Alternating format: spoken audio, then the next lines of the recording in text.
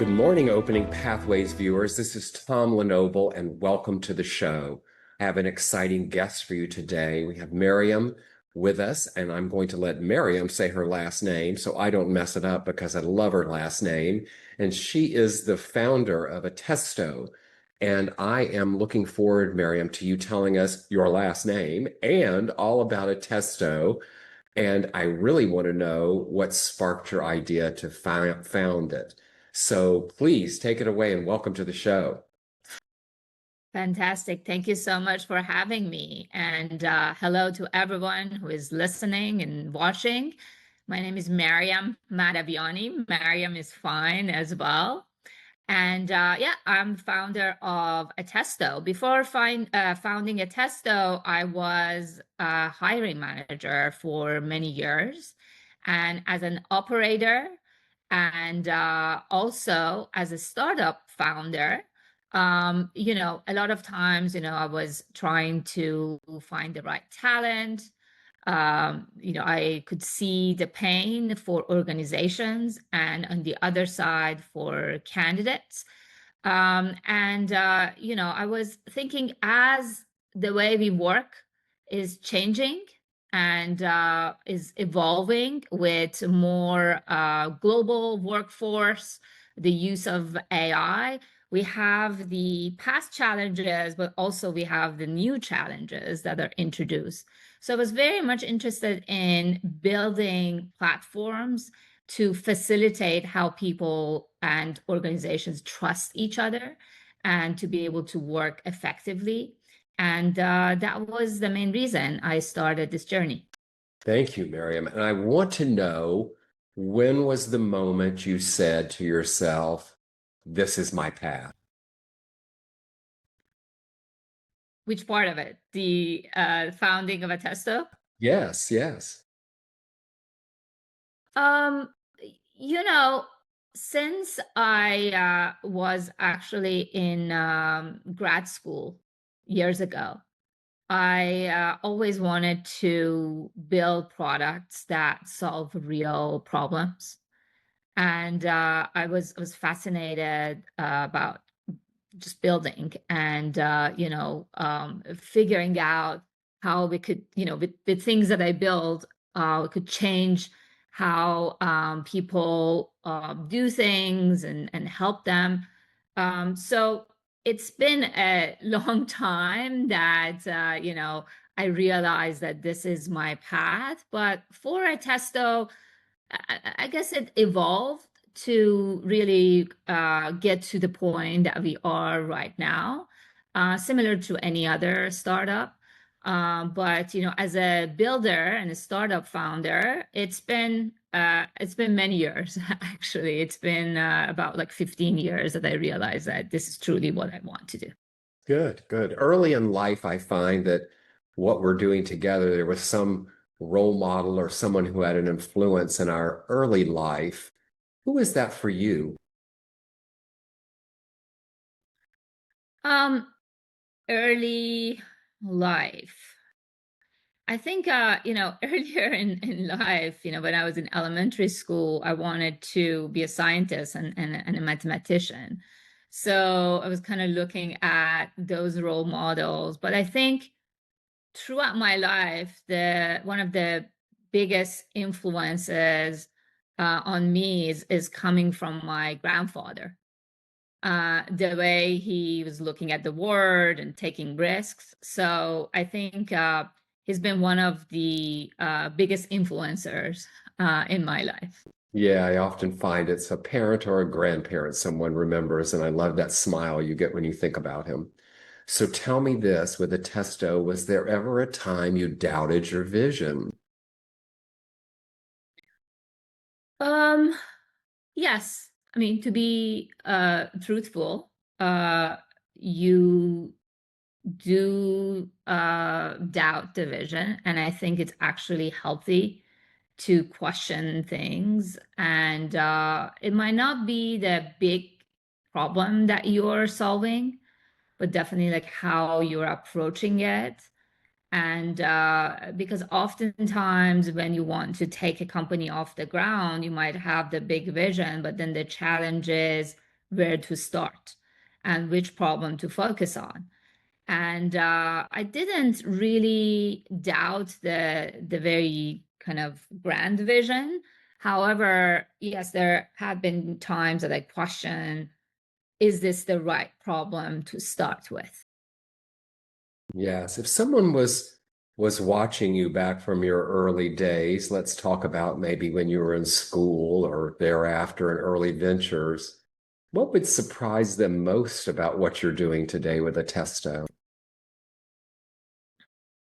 Um, from the early days at school, probably I was more of a kind of a geek and more of a sort of a scientist, kind of deeper into science, and my sort of shift into kind of product design and taking businesses off the ground. I think that would be potentially surprising to people at that time, because at that time when I was at school, sort of engineering was for engineers and business was for people who were going to business school, right? And throughout the years, we've seen so many people who had been scientists or engineers and starting sort of building and starting businesses. But at that time, I think that was the perception. Yeah. How did you find your first customers? What was that was like? What was it like gaining some traction? That's always like one of the biggest challenges when you're building a company. And it's very different, for B2B, for B2C, but some of the main elements are the same.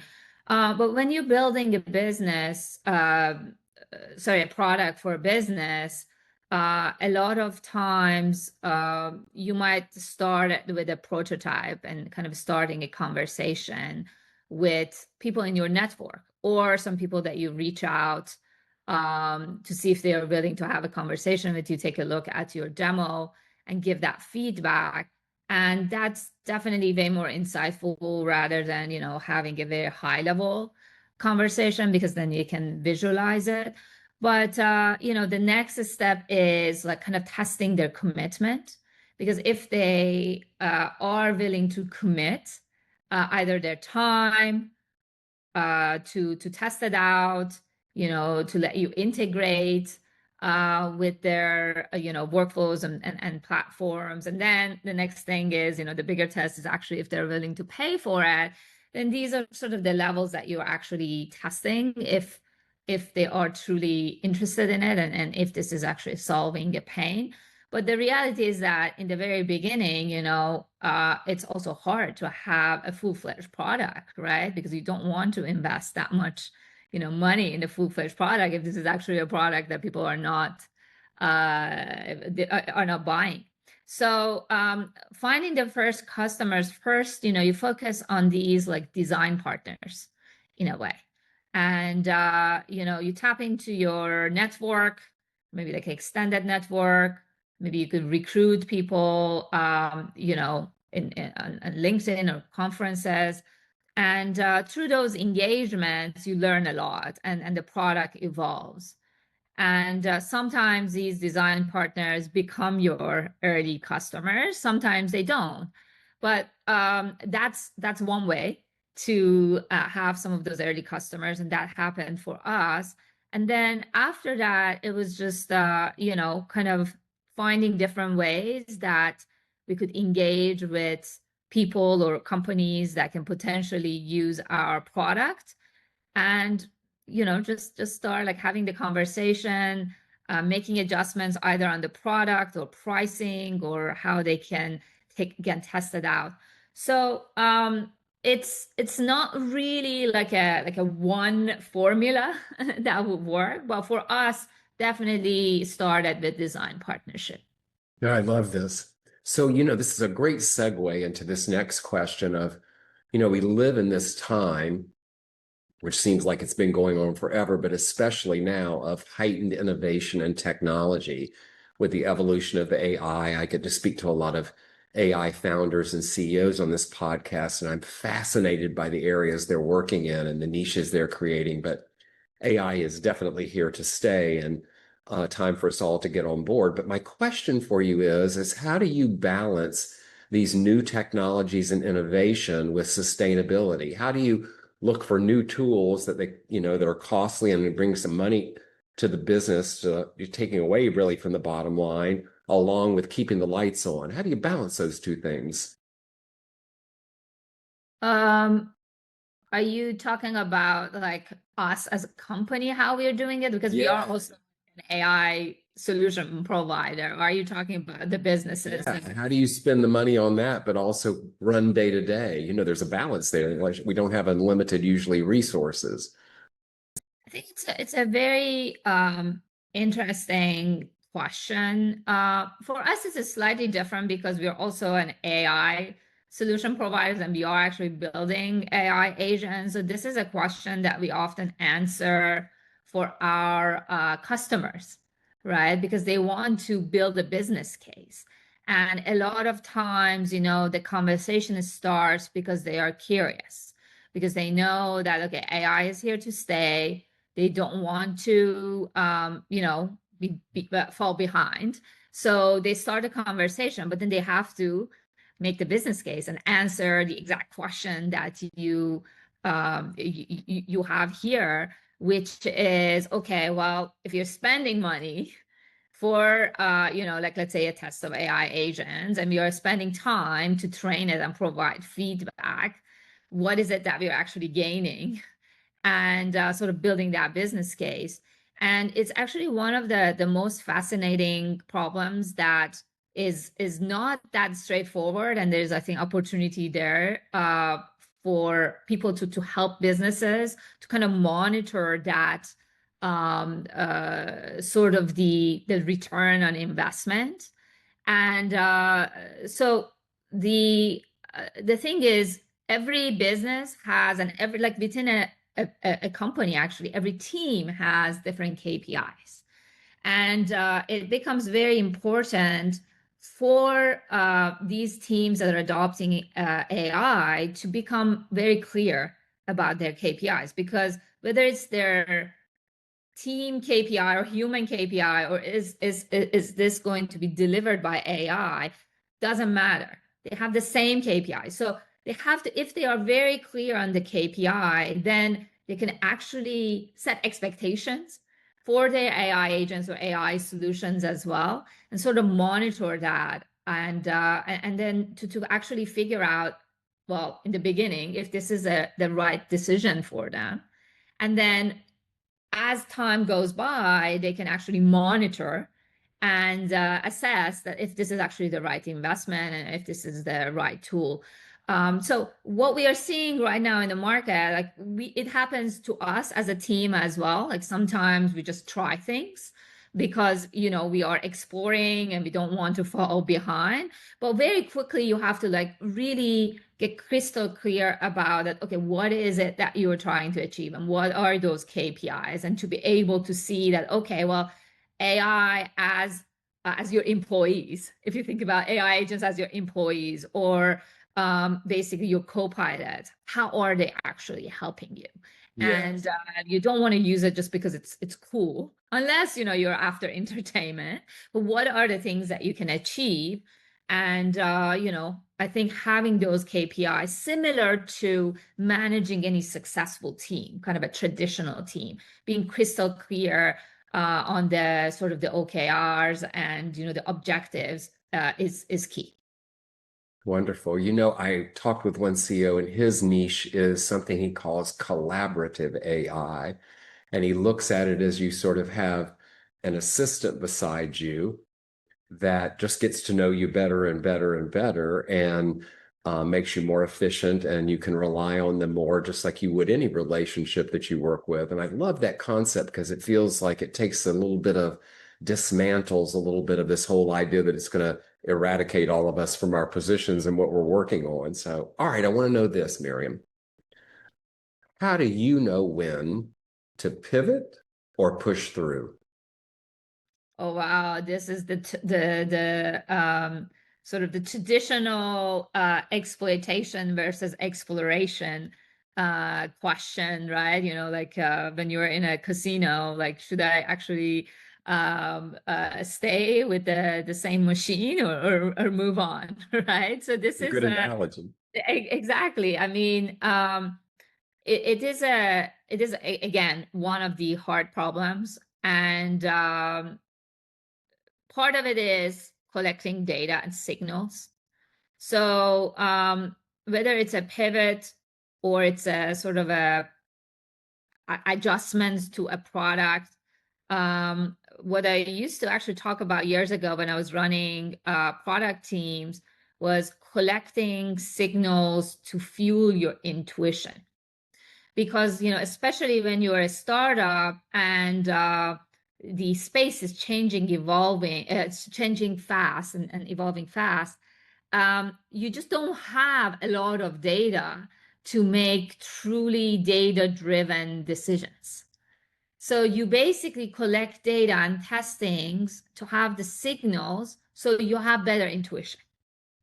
And then at the end, you're taking a risk. And based on that intuition, that is fueled by the signals that you've collected, and you just take action, right? Or like, let's say, pivot, or you feel like, okay, maybe I don't have enough data, and I have to maybe work harder to get the data and those signals to have better intuition to make that decision. But at the end, you gotta be also a bit of a risk. You gotta be a risk taker as well. Like, you can't be sure, and that's just the reality. Yes, I think in these startup environments, especially, we have to be willing to take those risks, as you say, and then if they work, yay. If they don't, keep moving, right? Keep moving because it's a new day tomorrow. So tell me this. I know that I found in my career, some of my biggest mistakes led me to my biggest successes. Have you ever had a mistake that led to a big success? Absolutely. I don't really think of things as mistakes in a way. Like,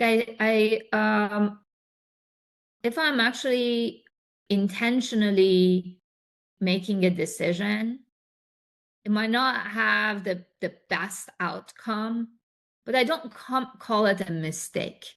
To me, the mistake is just not taking any action.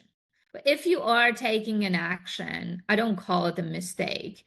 It's basically just the path that you're choosing at a given time, right? And to your point, maybe, a few months after it might feel like a mistake, and then maybe, like, a few years later it might feel like success, right? So like, if it's like a success or mistake or whatsoever, it's just the outcome and how you look at it at a given time, right? Good. It's just like the path you're taking. So I don't really call it a mistake I in a way. like this. I like this reframing of the mistake. I like it a lot. So tell me this, what personal values does Miriam live by when working? What are the personal values you bring to the table? um what would be an example? Give me an example and I'll tell Some you what people would say integrity, some people would say trust, some people would say things like that that they live by, something that is part of who you live by. Yeah, definitely trust is a pillar. And that has been the case for me, kind of personally and professionally, as a founder or an operator or a friend. Um, that's definitely key also when you are starting a business, because the team that you're building, that the trust is the core value. And then also working with your early customers, that's also one of the things that is very important. Like, they have to trust you and you have to earn their trust. Yes. So that's definitely key. Yeah, trust is key. I agree with you. So tell me this, Miriam, what impact are you most proud of? And I want to know about this personally, not professionally. What impact are you most proud of personally? Um, impact on I mean, there are products that I've built, or I was a part of the teams that delivered those products, and used by millions, or tens of millions of people. That's definitely satisfying. Yes, yes. That's definitely the case. Just mentoring some folks, that's also very satisfying, mentoring and inspiring. Personally, one of the things that I'm very satisfied by is sponsoring several kind of underprivileged kids for their education, and that's very satisfying to me. I love that. Yeah, so It's a that's passion of also mine as well. exactly, that's also very satisfying, to help some underprivileged girls to kind of finish school, and help them with that. But yeah, so there is the kind of the personal, kind of the somewhat like maternal aspect of it, and then there is a, in terms of like a builder and kind of innovator, just when you see a product that is actually used by people. Right now with Attesto, we are still early, but with our customers, when I hear they show up on calls and they say that they are blessed by Attesto, or some of the like a few months ago, actually, one of our customers put together this very elaborate and somewhat entertaining presentation, because they were talking about how AI is used in different departments, and he showcased how in his department they are using Attesto. And the presentation was so good, Tom. It was just so entertaining and so good that I was like telling him that I should actually borrow his presentation. And the fact that our customers, and these are actually customers that are outside of my network. So these are like people who reached out to us from all over the world and started using Attesto, and they're happy with the time that they got back and things that they're doing, and how they're actually presenting Attesto to their team members, or other people at their company. That's also very satisfying for a founder.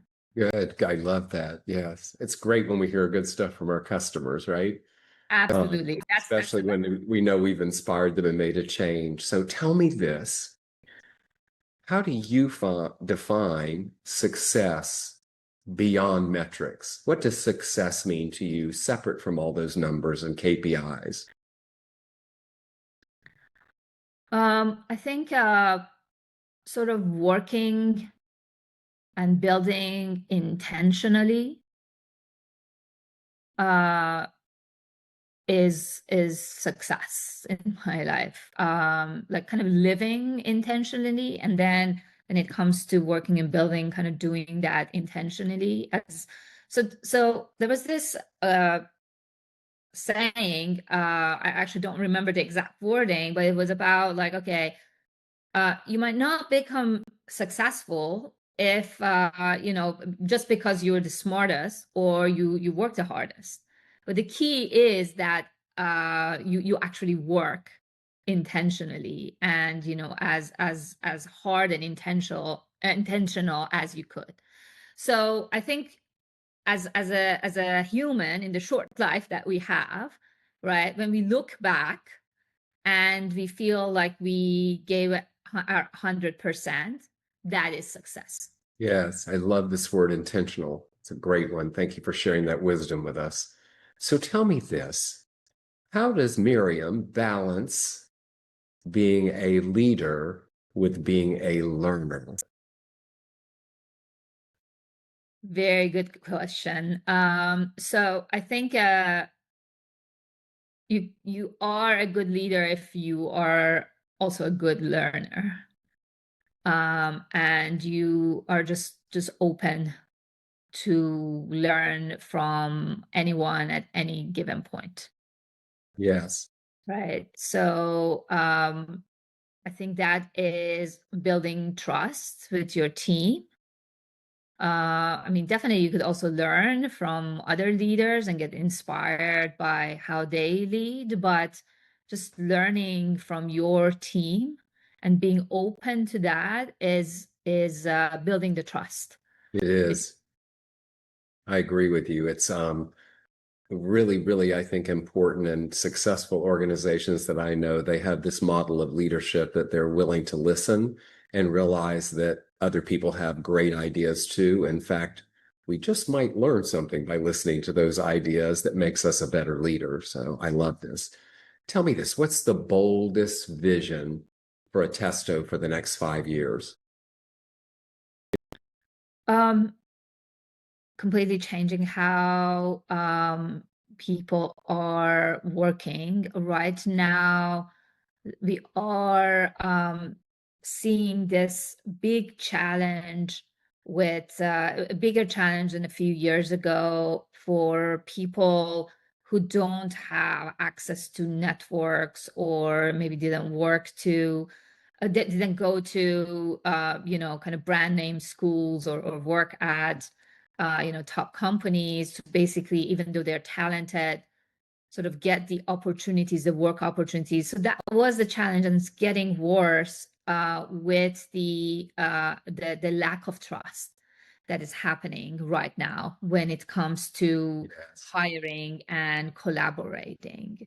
So the big vision here is on both sides, really establishing a trust layer that any kind of talented person anywhere in the world can deliver value and be rewarded for it, Mhm. right? And then how you actually build that trust layer so that companies actually can trust the talent, and vice versa, the talent can trust the company. Yeah. So anyway, it's pretty high level, but that's definitely the grand vision. And to be able to like really create opportunities and have an economy that is actually empowering um, Yes. individuals regardless of where they are and what background they've had. Yeah, I hear that trust is a big pillar for you. I like it. Tell me this, what are you most hopeful for in the world today? Oh wow, word piece. Yeah. Why not? I mean, I guess but I think what I truly I'm hoping for is more connection. More connection and empathy, in realizing that we are very much the same and Yeah. have a lot of shared pains. And this is something that I think more and more we are sort of living in this isolations and not realizing how similar we are, to the extent that a lot of times when we see people in social media, or kind of virtually, we feel how different we are, and when we actually see them in person, a lot of times we get surprised. Or vice versa, we feel close to them in person, and then like we see their views and you're like, wow, we get surprised. So I think this sort of like an understanding that we have a lot of shared pains, and we are actually very much a lot of us are similar. I think that's something that I hope for the world, and like hoping that somehow we correct course, because the Yeah. way we are evolving, the problem is actually getting worse. Yeah, I love this idea of realizing we're all more the same than we are different and coming together. I'm finding more and more, especially in my work, that while these platforms that allow us to be here and meet people we would have likely never met with Zoom and the like, are great. I'm finding a big desire for us to meet and see each other again face to face and look into each other's eyes. So it's going to be interesting to see how that evolves in these next years with everything that's going on, and where that lands. So I have a question for you. It's actually my final one. If Please, your younger self were watching this podcast, what would you tell her? you'll be fine. Don't be afraid. Try things that you want to try. Yes, I love that. Maryam, thank you so much for being here today. Once again, tell the viewers who you are, how we can find you, and a little bit about Attesto, please. Absolutely, would love that. And thank you so much, Tom, for this opportunity. So I'm Maryam Mahdaviani, and I'm the founder of Attesto. I've been building products in variety of spaces from e-commerce to fintech, and now really focusing on the problem how you could establish trust between candidates and employers. And our AI agent solutions interact with candidates, interact with hiring managers, help with the trust that I've been talking about. And you can find me on LinkedIn. That's actually the best way to find me. And you could also send me an email. Would love that. Wonderful. Maryam Mahdaviani. I did it. Excellent. Thank From you. Attesto, thank you for being on Opening Pathways today. Thank you for having me. Yes. And to my viewers, this is Tom Lenoble, and I'll see you next time.